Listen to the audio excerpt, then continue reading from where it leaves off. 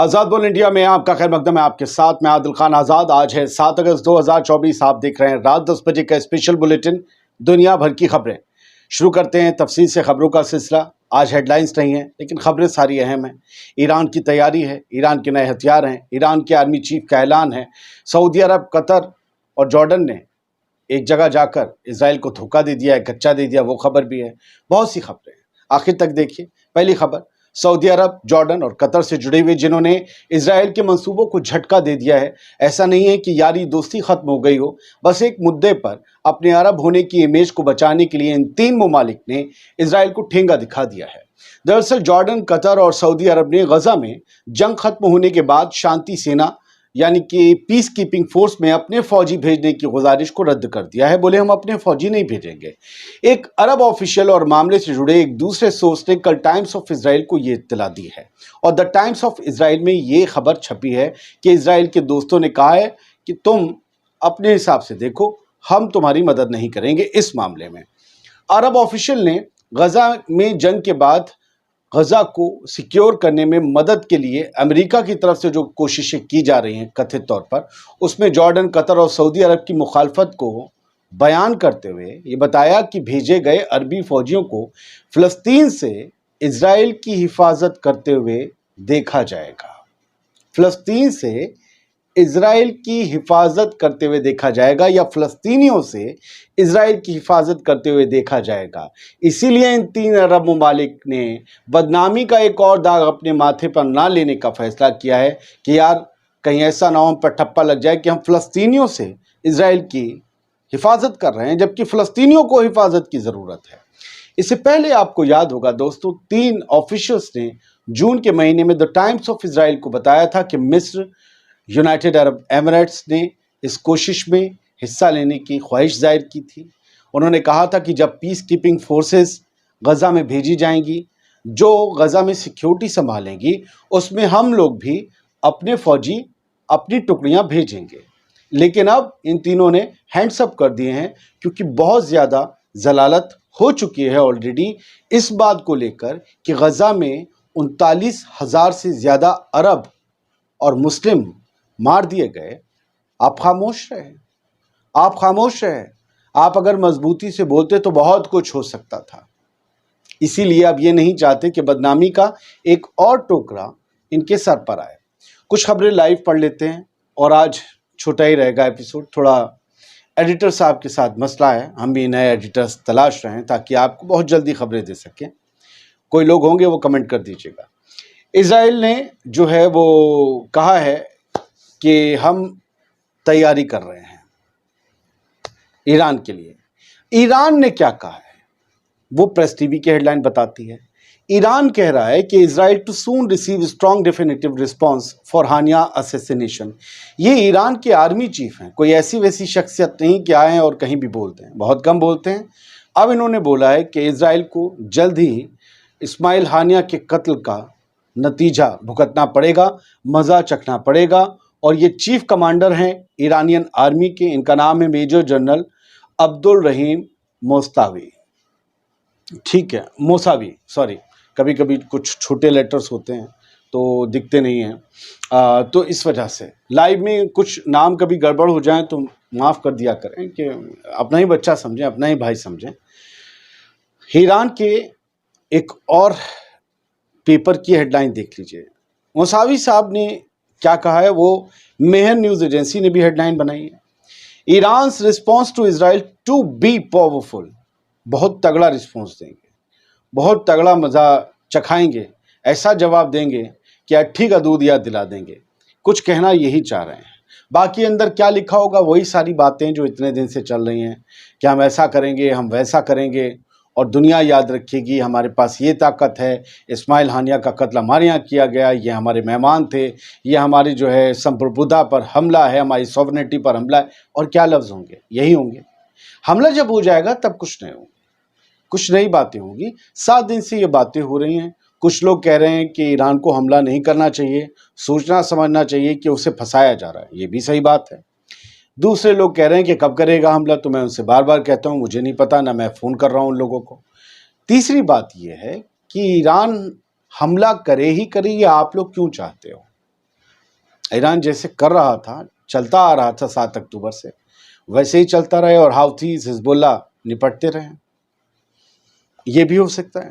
بہت سے لوگ یہ سوال، ہر کسی کا سوال یہاں رکھنا ہوتا ہے. خیر، ایک چیز ہے سر، وہ یہ ہے کہ اسرائیل ہتھیاروں کی کمی سے جوجھ رہا ہے. میں نے اس کے پاس یہ ہتھیار کم پڑ گئے ہیں. یہ پولیٹیکو کی رپورٹ کا حوالہ دیتے ہوئے یہ بتایا گیا ہے، اور یہ اپریل میں بھی ہوا تھا. اس کے بعد امریکہ نے، برٹین نے بہت ہتھیار بھیج دیے. اب برٹین کہہ رہے ہیں کہ ہم ہتھیار نہیں دیں گے، لیکن کوئی یہ نہیں پوچھتا کہ بھائی یہ تو بتاؤ کہ اب تک کتنے دے چکے ہو.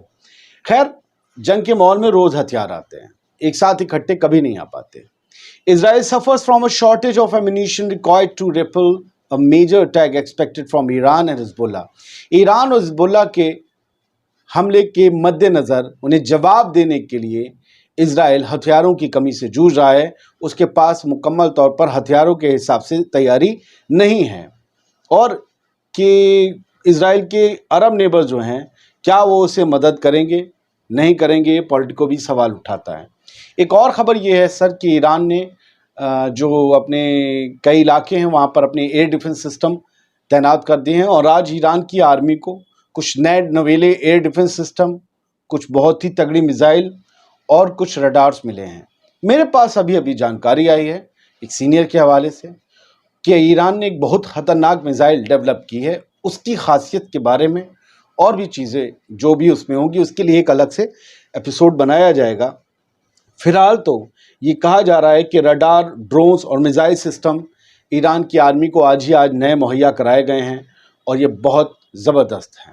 میں نے ابھی پچھلے ایپیسوڈ میں آپ کو وال اسٹریٹ جرنل کے حوالے سے دکھایا تھا وہ ویڈیو، اور خبر بتائی تھی کہ ایران نے ایسی میزائل اور ڈرونز ڈیولپ کیے ہیں جسے اسرائیل کا آئرن ڈوم روک نہیں پائے گا. وہ اسرائیل کے آئرن ڈوم کے لیے موت ثابت ہوگا. وہ ایپیسوڈ آپ جا کر دیکھ سکتے ہیں.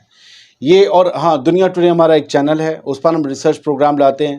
اسماعیل ہانیہ کے بعد یحییٰ سنوار جو حماس کے چیف بنے ہیں، ان کی زندگی پر ویڈیو کہ کیسے انہیں 426 سال کی سزا کا فرمان سنایا گیا تھا، اور کیسے وہ کتنی سزا کاٹ کر باہر آئے، کیسے آئے، کیا کیا ہوا تھا ان کی زندگی میں ان کے والدین کے ساتھ.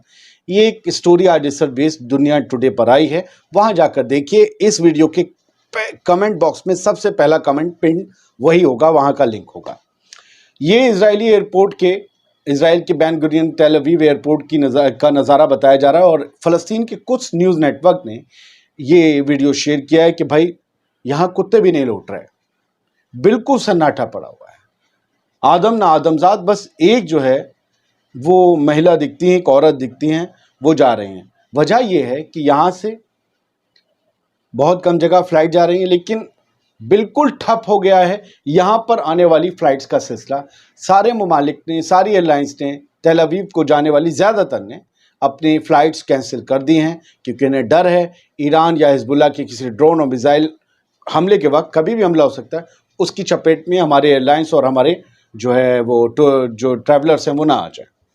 اچھا، پوتن صاحب آج بھڑک گئے ہیں کیونکہ انہوں نے یہ کہا ہے کہ یوکرین نے لال لکیر کو پار کر دیا ہے، ریڈ لائن کو کراس کر دیا ہے، پانی سر سے اوپر چلا گیا ہے، ناک سے اوپر چلا گیا ہے. پوتن نے کہا کہ یوکرین نے ہمارے علاقوں میں گھسنے کی کوشش کی ہے. کورسک ہمارا ریجن ہے، اس میں یوکرین کی فوجیں گھسی ہیں، یہ ہماری سوورنٹی پر حملہ ہے، اور یہ انٹرنیشنل قانونوں کے بھی خلاف ہے. ہم اسے برداشت نہیں کریں گے، اور اس کے لیے ایک بڑی قیمت یوکرین کو چکانی پڑے گی. دا ٹائمز آف اسرائیل کی، میں واپس آپ کو اسرائیل لے آتا ہوں. ہیڈ لائن: آج کل مڈل ایسٹ میں ہیپننگ ہے تو وہیں کی زیادہ خبریں ہیں. معاف کیجیے گا، میں دنیا کی اور خبریں نہیں دے پا رہا. گیلنٹ نے، جو یوآف گیلنٹ ہے اسرائیل کا ڈیفنس منسٹر، اس نے کہا ہے کہ حزب اللہ could cost Lebanese heavily. They can't imagine what might happen. کہ حزب اللہ کی وجہ سے لبنانیوں کو بہت بڑی قیمت چکانی پڑ سکتی ہے، اور وہ اس بات کا اندازہ بھی نہیں لگا سکتے کہ ان کے ساتھ کیا ہو سکتا ہے یا کیا ہونے والا ہے. یہ لبنان کے عام لوگوں کو ڈرا رہے ہیں کہ حزب اللہ کو کنٹرول کرو ورنہ آپ کے ساتھ بہت برا ہو جائے گا. یہ بھی ایک ٹیکٹکس ہوتی ہے، مائنڈ گیم ہوتا ہے. عوام کے خلاف کرو اور پھر اس جنگ کو کسی اور طرف موڑ دو. وہ اپنے آپسی اختلافات میں گم ہو جائیں گے تو پھر آپ سے کون جنگ لڑے گا. ٹھیک ہے. دا ٹائمس آف اسرائیل، آپسی اختلاف. دا ٹائمس آف اسرائیل نے ہیڈ لائن دی، Iran could rethink Israel attack amid strong diplomatic pressure from US. یہ رپورٹ ہے. اس میں اسرائیل خوش ہو رہا ہے کہ ایران شاید پھر سے ایک مرتبہ پھر سے فیصلہ کر رہا ہے یا سوچ رہا ہے کہ وہ اسرائیل پر حملہ کرے نہ کرے، کیونکہ اس پر بہت تگڑے ڈپلومیٹک پریشرز ہیں. بہت سی کنٹریز سے ڈپلومیٹک چینلز کے تھرو پریشر ڈالا جا رہا ہے ایران پر کہ بھائی اس حملے کو ملتوی کر دو یا اسے خواب و خیال سے نکال دو. تو یہ بتایا جا رہا ہے کہ امریکہ کی اس بارے میں رپورٹ ہے جو ٹائمس آف اسرائیل نے دعویٰ کیا ہے کہ اس کے حوالے سے یہ پتہ چلا ہے کہ ایران ہو سکتا ہے کہ اب حملہ کرنے کے بارے میں سوچے.